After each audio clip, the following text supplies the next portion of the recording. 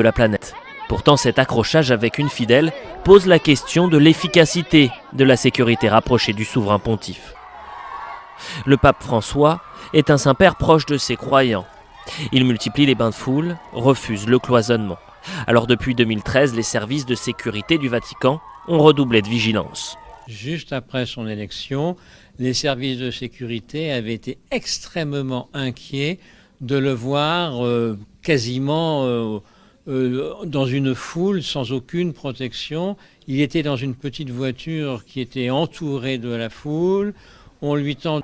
La traditionnelle garde suisse, composée de 110 hommes, plus petite armée du monde.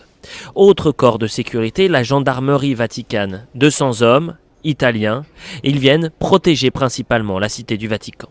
Enfin les gardes du corps, en costume noir, au plus près du pape, chargés d'intervenir au moindre point de tension. À 83 ans, et limité dans sa mobilité par des douleurs à la hanche, le pape François pourrait être contraint, presque forcé, de revoir sa proximité avec ses fidèles. De foule de l'année 2019. Dans cette ambiance de joie et d'allégresse, une fidèle positionnée derrière les barrières de sécurité fait un signe de croix et n'attend qu'une chose, saluer le souverain pontife.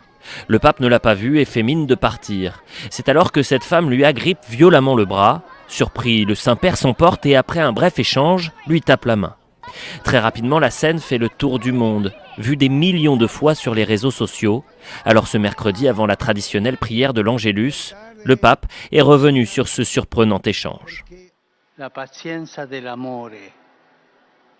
la patience, moi aussi, et je m'excuse pour le mauvais exemple d'hier. Des excuses et un appel à la patience du souverain pontife, comme une main tendue